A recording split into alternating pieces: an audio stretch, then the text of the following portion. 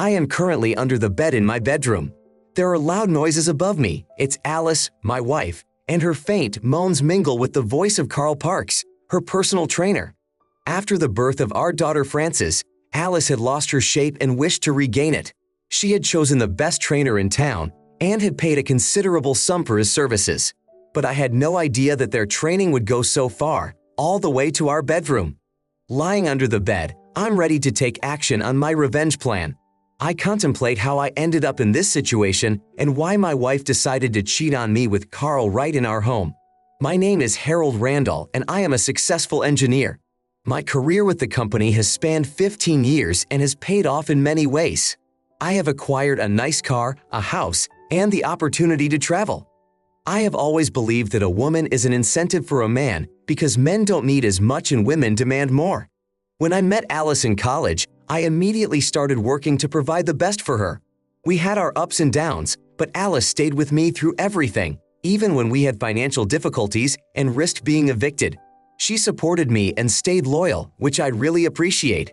When our lives became more stable and our income allowed us to cover all of our needs, Alice quit her job to enjoy life. I didn't hesitate to spend money on her entertainment because I understood how important it was for her to stay happy and take care of her well-being. One day she said to me, "Honey, I have wonderful news for you." Lifting Alice in her arms, we spun around in a dance. I was immensely happy as we would soon become parents.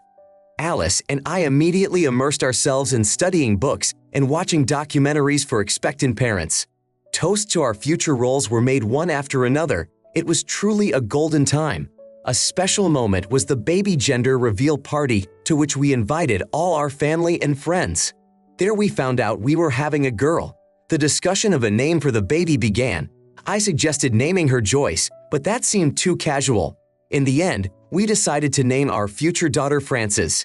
As the due date approached, I noticed Alice becoming distressed about the changes in her figure. It was really stressful for her. Alice had always kept herself in shape and looked beautiful. Now she felt like she was getting older and losing her former attractiveness.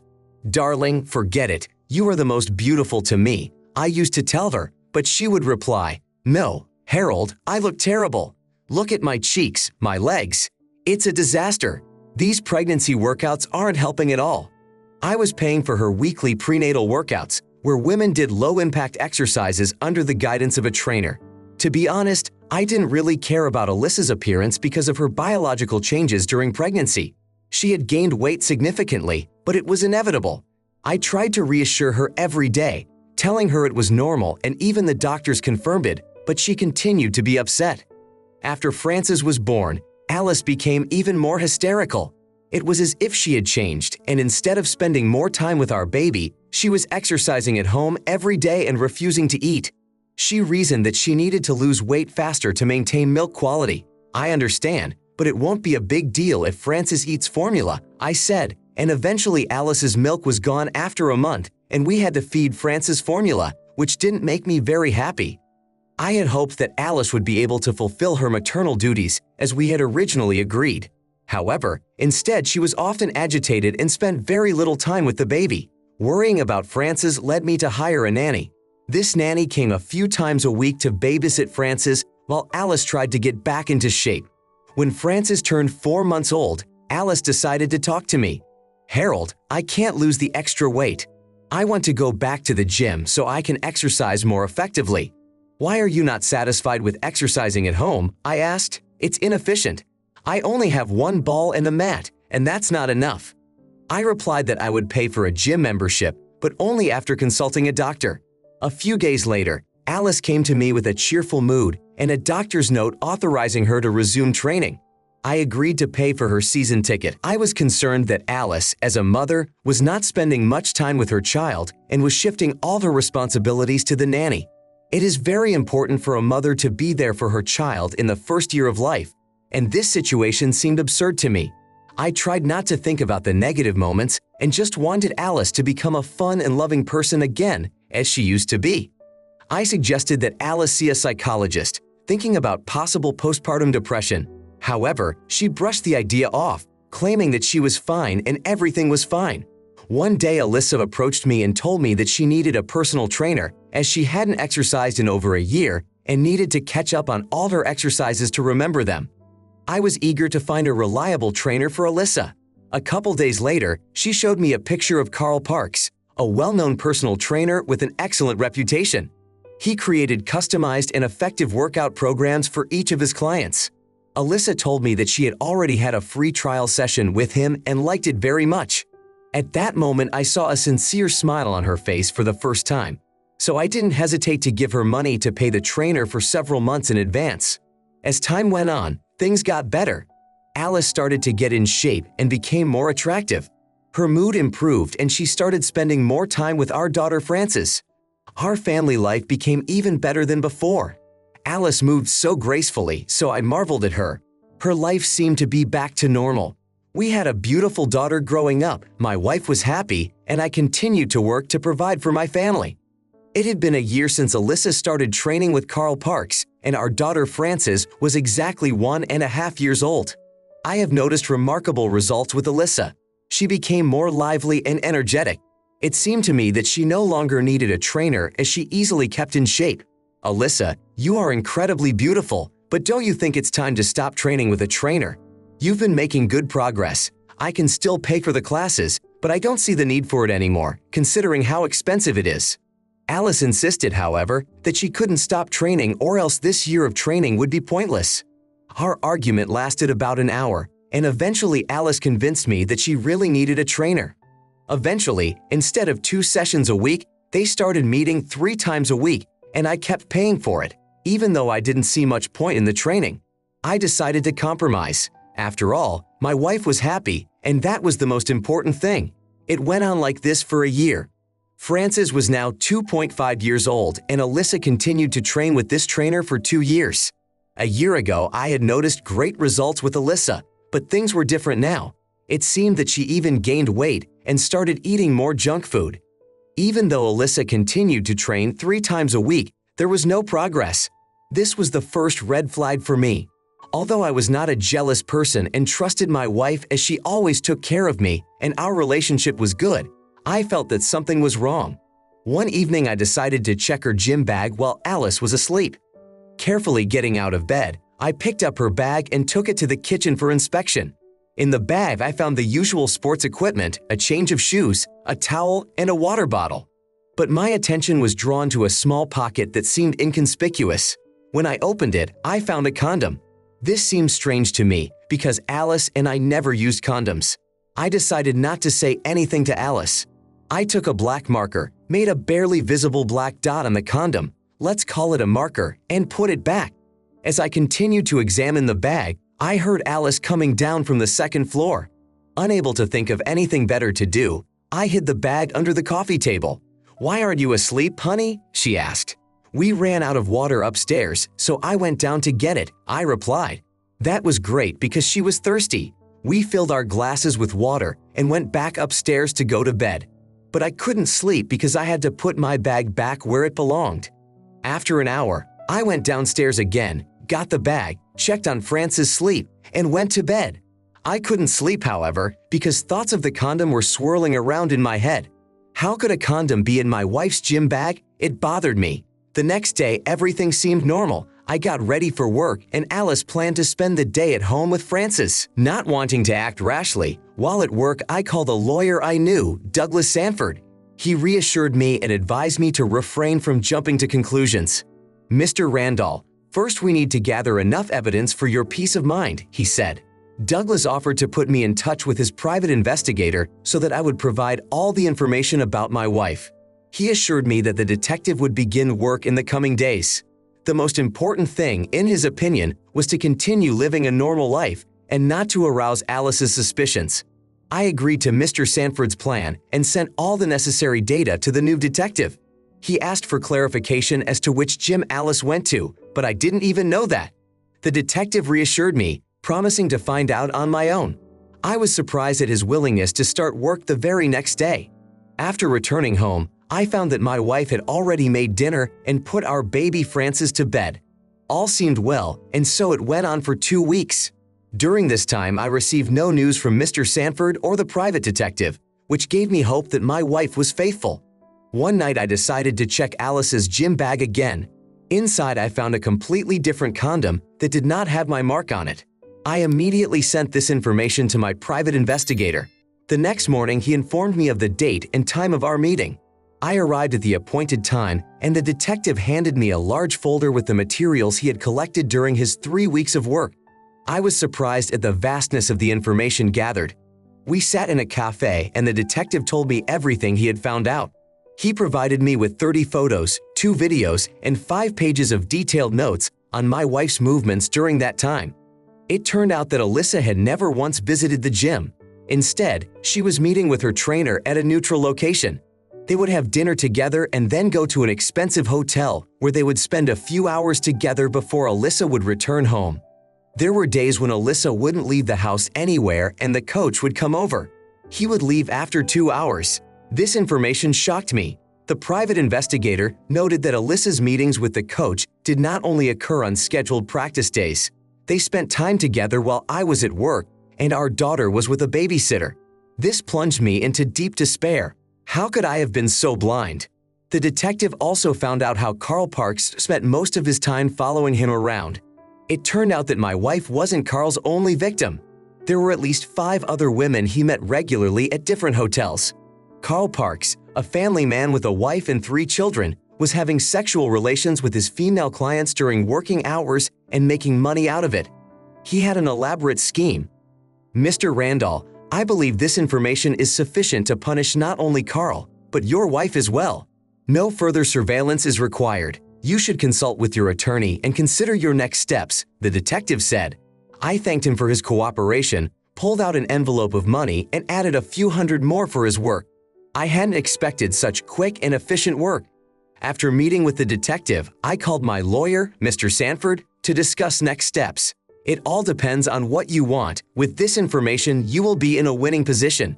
Can we make them suffer more? I asked. The lawyer smirked. We agreed to meet the next day, and he promised to prepare a plan that would put me in a winning position. I wanted to punish Alice for breaking our vows and for her brazen deception. I didn't want to remain a fool, so I certainly wasn't going to feel sorry for her. I had a week to prepare for the reveal, and I especially wanted to punish the coach. I was convinced that the coach was responsible for my wife's cheating, even though she could have chosen not to cheat. My anger at the coach lay in his abuse of his professional position. How could he do this knowing that his wife and children were waiting for him at home? I set up some hidden cameras in our house. I suggested that Alice send Frances to her grandparents for the weekend, which she happily agreed to. I also paid the detective for additional services to get information on the coach. Everything was ready for the decisive act of my life. On the day Alyssa was to go to practice, I pretended to go to work in the morning, but actually took the day off. While Alice was still asleep, I pretended I was going to work, then hid under our bed. I didn't know how much time I was going to spend there, but I was prepared for a possible meeting between Alyssa and the trainer at the hotel. We had a backup plan for that eventuality. Lying under the bed, I kept in touch with the detective and the lawyer. 2 hours later, the detective reported that the coach was heading to our house in a cab. Thanks to the cameras installed in the house, I watched on my phone as Alice let the coach into the house, closed the door, and threw herself into his arms, kissing him passionately. I wanted to get up and intervene, but I stuck to the plan. 20 minutes later, Alice and coach, already half naked, headed upstairs. I saw the room door open and 2 bodies quickly fell onto the bed. I listened as my wife entertained herself. Never before had I seen her like this with me. A sense of humiliation swept over me as my wife cheated on me right above me while I lay under the bed, forced to endure it in silence. I deliberately didn't turn on the bedroom camera so I couldn't see what was happening, but through the other cameras installed I could hear and feel the process begin. I could hear Alyssa enjoying what was happening. At this time, my friend Joshua met the coach's wife at the front door along with their 2 children. He asked them to wait outside. You may wonder how I convinced them to come to my house. It was simple. My lawyer contacted Mrs. Parks and asked her and her children to come so she could see her husband's cheating with her own eyes. Mrs. Parks was an athletic and beautiful woman, as good-looking as the men her husband had cheated with. I even felt sorry for her. 5 minutes later, Alice's parents arrived. I had invited them under the pretext of an important family meeting, since I knew they were unlikely to believe their daughter was cheating. As the crowd gathered outside the house, I gave Joshua the green light so he could quietly usher all the guests into my bedroom. The operation began. I lay under the bed feeling nauseous from everything that was happening above me. The bed was bouncing violently, hitting my knees. I wanted to get out of there as soon as possible.